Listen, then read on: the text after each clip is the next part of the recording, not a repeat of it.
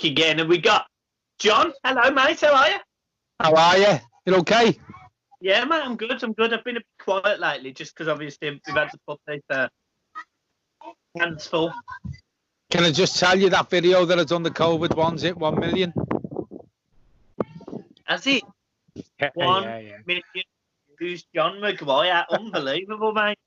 And just imagine 13.5 thousand likes my page has got. Has it? Fuck, man. Bet you feel like a little celebrity, don't you? Well, you know, it all helps. Well, yeah, that mindset, that ego. I know you did your video with your brother the other day, and you mentioned the Hummel deal. What's your thoughts now? You've let it sink in. What's your thoughts? Well, I've seen some kit designs from basically people who haven't got much to do and they design kits all day. But some of the kits that they're putting out, I've seen one with the collars on. I don't like that. I don't want collars. But I've seen 3 lines up. There was a blue one. There was like a pink one. There was a black one. But what you noticed on the 3 of them, that the Hummel badge was different. So they're changing it around. The black one for me was absolutely fantastic. The home one was fantastic. I've always been a bit wary about the away one because it's, you know, we've had the salmon pink one in the past, but I've seen a yellow one the other day. Some of the kits they're putting out and some of the kits that the designers are putting out, what we want to see, are absolutely brilliant. Yeah, and I remember saying this to you a few months ago. We did a video about it, and we said that, you know, if you think about it, going with a smaller brand like Hummel, where Everton are the big fish to them, they're going to pull the stops out to make it worthwhile for Everton. The kit's going to be fantastic. The kit will look fantastic. I've got no doubt about it. The deal's a lot better than the Umbro deal, so it's doubled in terms of income, which is nice. We're still nowhere near the £72 million that Liverpool get or whatever it is, but it's a step in the right direction. So I'm fairly happy with it, I must say, and hopefully, you know, it's going to be a bespoke kit. You know, I mentioned this. You know, the Umbro kit we've got now is literally no different to Hull's, no different to West Ham's. It's just blue, and there's his claret, and the other ones. I'm glad it's different. No one's going to have our kit. No one. Do you know what I like about it as well? From what I've seen on Twitter, Hummel are actually interacting with Everton fans. You know, they're interreacting, and I know, like our shirt sponsor at the minute is Sport Pesa, and they've had a lot of bad press about the betting side of it and stuff.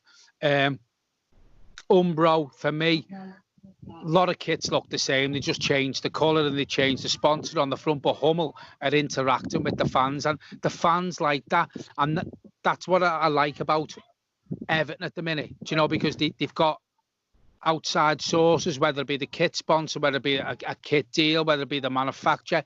They interact with Everton, and that's why we're the People's Club, in my opinion. Yeah, and we always will be. We always will be. So obviously, you've mentioned Sport Pesa there as well, and obviously they're not going to be on our shirt next season. If you was a betting man, who's going on the front of that? Well, I think we've known for the last 18 months, probably pushing on 2 years, it's got to be something to do with Mr. Usmanov, whether it's Megaphone on the front and maybe a little USM on the shirt sleeve just to take over from Angry Birds. Yeah, quite possibly, and I completely agree. I think it'll be the same. And just think, look, I mean, Alicia Usmanov, we said it again. We said it in a video. We said it's very difficult for him to be prepared to plough money into the club when he's, you know, on the board or whatever because of financial fair play. But actually, what he's doing right now is really helping us because he's helping us get around by fair play by simply just ploughing money in through sponsorship and different opportunities, which is great for us.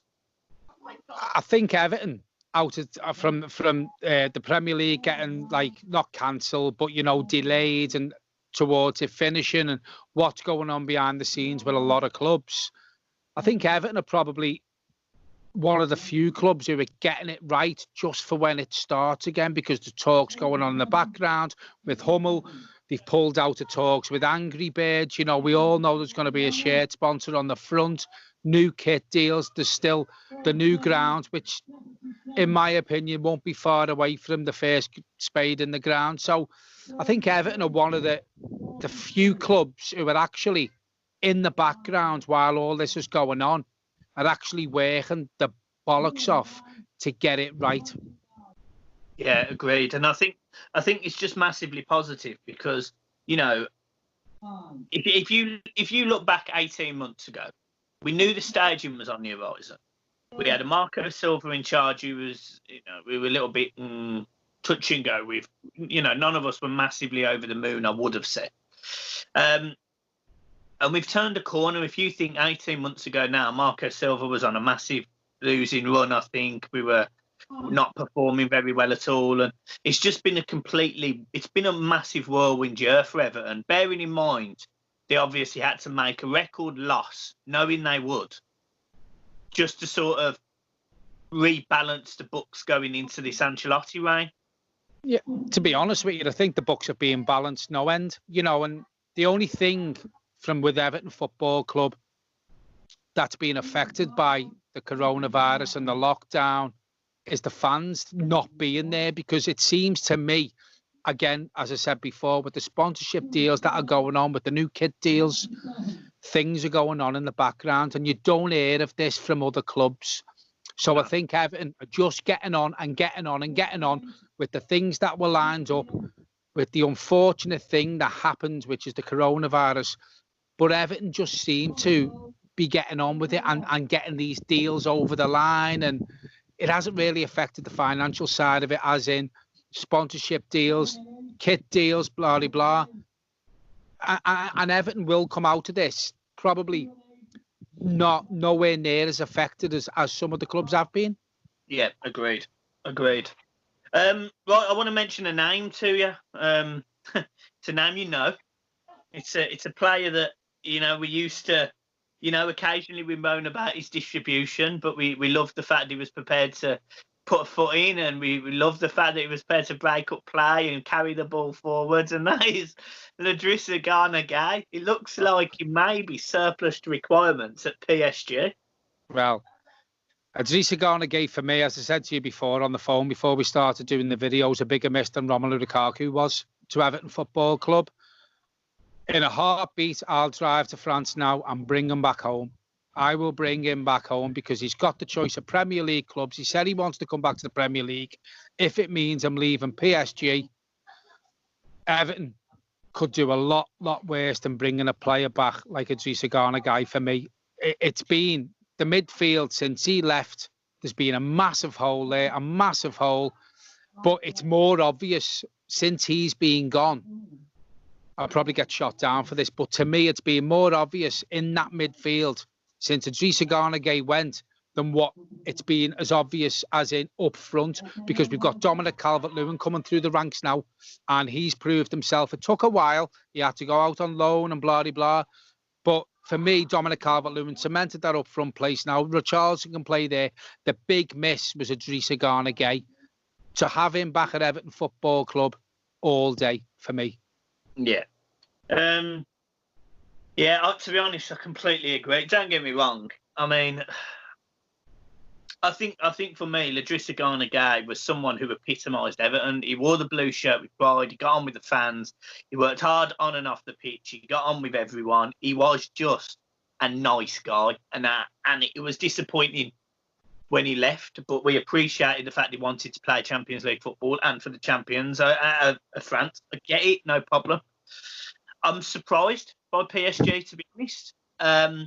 What does that mean, though, for players like? I mean, we all know we've got a heavy loaded midfield. We've got Sigurdsson, Gabami, Besic, Tom Davies, Schneiderlin, Gomez.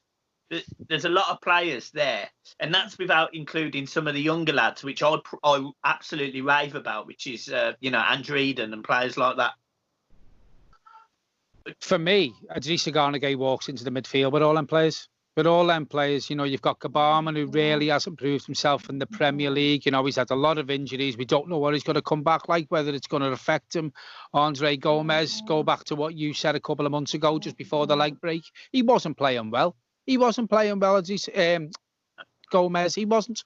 But Idrissa Gana Gueye, for me, is a bigger miss than any of them players, in my opinion. Any of them players, he was a massive miss. And if we could get him back tomorrow, I'd gladly sign him all day. Age, you know, I've seen people putting on Twitter, you know, he's coming up to 30. People rave about Alan. He's coming up to 31. 12 months in football when you're that sort of player who keeps yourself fit.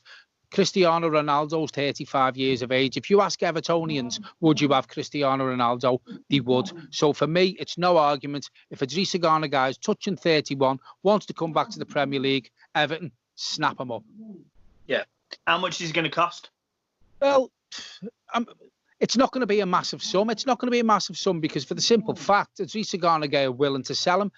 And I said this on my previous videos, with the transfer windows now, with the transfer fees coming up, with what's happened, I reckon you could get probably Idrissa Gana Gueye for 25, 30 million. But it's what we sold him for, isn't it? 25. Yeah. So If we could get him, you know, for a touch under, yeah, I think I'd be happy with that. Especially with players like Morgan Schneiderlin, Sigurdsson, maybe even Tom Davies, Besic, all of them going, Michael Keane going, Sandro, Balassi, Morale. I'll tell you what, the list is fucking endless. John Joe Kenny. Did you? Well, I mentioned John Joe Kenny there. Did you watch the game the other night? Did you see his defense? No, to be fair, I won't lie. I did see the result.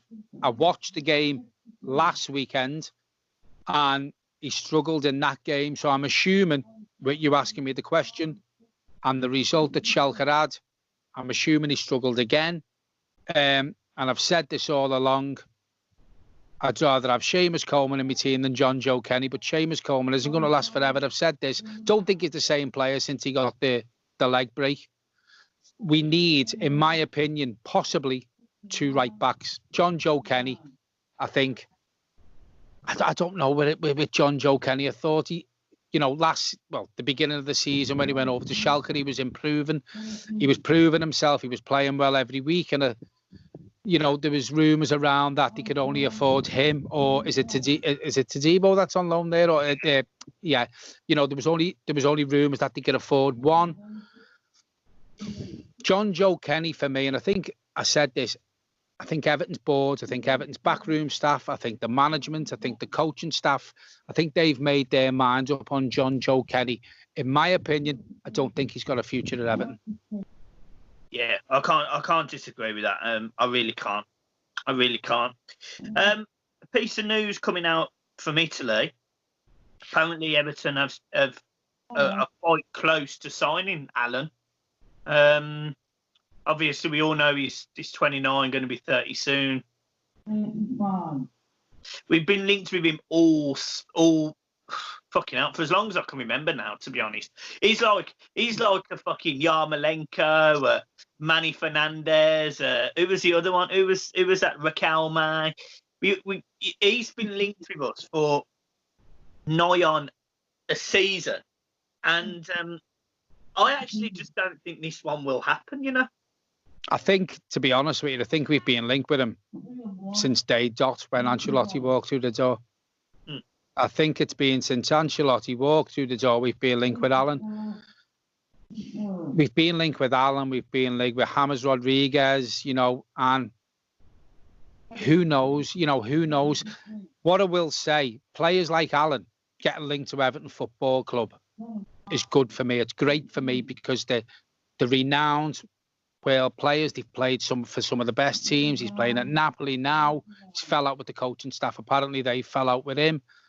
I'd take Alan. Listen, what you're doing here is you're comparing to Alan to the likes of Fabian Delph, Tom Davies, your Morgan Schneider, and your Gylfi Sigurdsson. He gets in our team before any of them players. Yeah. Before any of them players. So if we can get an Alan in for 25, 30 million pounds, he's coming up to 31 now. The sort of player he is, he's probably got 3 touching 4 years left in him. For that transfer fee, you're taking him all day. Oh, of course you are. And he's not the only one. We've been linked with several big players. You know, we've been linked with Koulibaly, Allen, Rodriguez. You mentioned them. My only concern with players like those is they've never played in the Premier League before. and I do have that worry. Whereas I don't necessarily have that worry with Garner. He knows the pace of the game. He knows it's quicker than what he was playing over in France. You know, whenever he played for PSG, I thought Garner played really well. I remember one game. I'm sure it was against Real Madrid, and he was the best player on the pitch. You know, and man of the match. Yeah, and then it sounds stupid as well, and it does sound stupid. But every time we play PSG on FIFA, fucking Garner runs the show every fucking time, man. So he's definitely a player that I would prefer to go and sign over some of the others, just because he's got that bit about him. You know, he's got that Premier League proven ability. I think when we're linked to some of the players, if you look at their age, you know, Alan's coming up to 31 now, Garner, Guy, Rodriguez, I think it's around 25, 26. Yeah. You know, Ancelotti, for me, is the best judge of that. Now, Ancelotti wouldn't go out and bring Alan to the Premier League. He wouldn't go out and bring James Rodriguez to the Premier League, who's a Spanish international, plays for Real Madrid, if he didn't think he can cut it. Because for me, the best judge of a player that we've ever had of our club since the Premier League started, since the way football's gone, is Carlo Ancelotti. So I think he will know. He will know. If he doesn't think these players can cut it, in my opinion, he wouldn't be going after them. Yeah, and I completely agree. We've said it time and time again. Ancelotti knows what he wants, and there's absolutely no way Everton would have been able to attract Ancelotti if they weren't prepared to bite his demands, essentially. This is another thing that makes me laugh. Sorry to interrupt there. We've seen things on Twitter and news now and what have you that no one's going to spend any money and it's all going to be about loan deals or swaps. Listen, Ancelotti would not come to Everton Football Club if there was no money and it was going to be loan deals and swap deals. He just wouldn't do it. He didn't have to. You know, he's won trophies with Chelsea in the Premier League. Why would he come back basically and make a show of himself if he wasn't sure of where Everton want to be and where he wants to take them?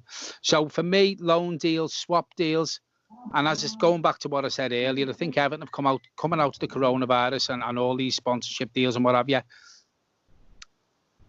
out of a couple of clubs who have actually got it right. And I think Ancelotti is quite proud of that, because I've watched his videos on the Everton FC and, you know, Twitter and wherever I've seen it. He's proud to be Everton Football Club manager at the minute, and I think he likes the way Everton have come out of this and the way they're treating it. And I don't think there's any problem with Everton signing players in the transfer window. No, I agree. Okay, other players to be linked. There's absolutely no way you're going to have done any research on this. I'm waiting for one. And I can't even pronounce him. I don't know who he plays. I haven't even checked him. We've been linked with a lad called Marash Kumbula. Never heard of him. We've also been linked with Adam Lallana. Jesus. Now, I'm not. So first and foremost, right? Let me just put. I'm going to put this into context, not just because he plays for Liverpool. Adam Lallana at Southampton was a very good player. He was a player that could get the ball on the feet, turn, create, very creative player, scored a few goals, was great. Went to Liverpool. First season, he did okay. Since then, he's been injured. He's had issues. He's not getting in the team. Obviously, at one point, he had to try and get around Coutinho, which he couldn't do. Everton have been linked with a 32-year-old Adam Lallana from Liverpool. I don't know why anyone would write that, but it's pathetic fucking journalism at its finest. It's come from the Daily Star.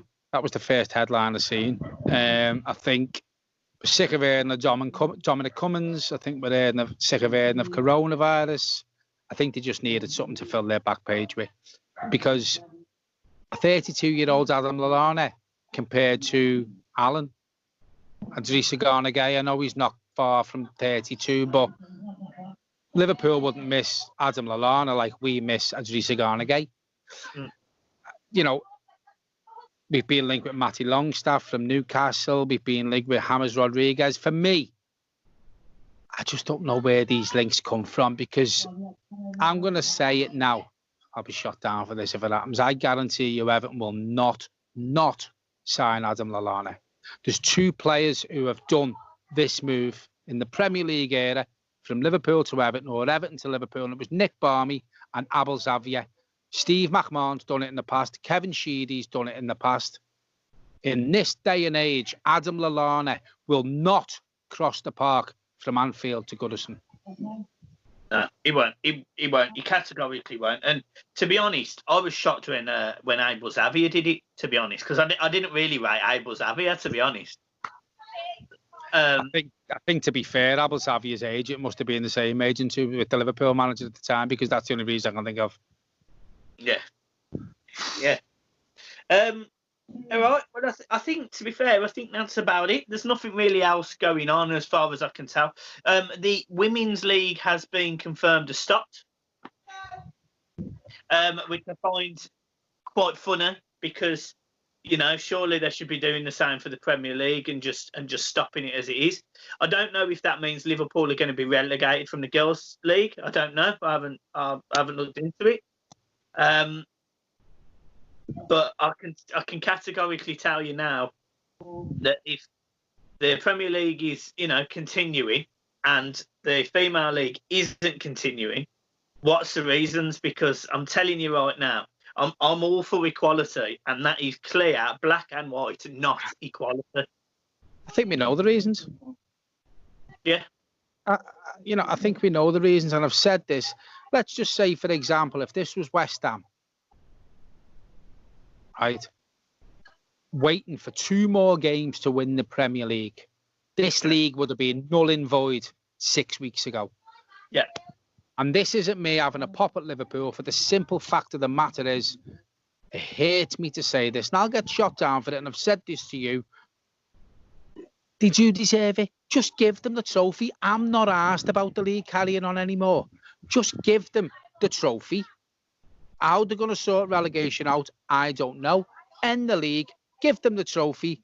Let's look at giving the players a rest. I know they've had a good rest, but a proper rest, so they know where they are. Look at starting the transfer window when we can and look forward to next season. Give them the trophy. They've won it. They're going to win it. Give them it and just end the season. Yeah, I agree. I think it's wrong. I think it's wrong that it's being dragged on now. I mean, we're almost in June. But the thing is, though, Michael, it's, for me, there's more players have come out who have tested positive in the second round of testing. Brighton have got players now. Wolves have players. You've got Burnley's assistant manager Ian Woner said this the other night. I think there's been something like 2,727 tests within the Premier League over the 2 testing lots, right? And I think it's something like 8 to 10 who have tested positive. That's 8 to 10 too many for me.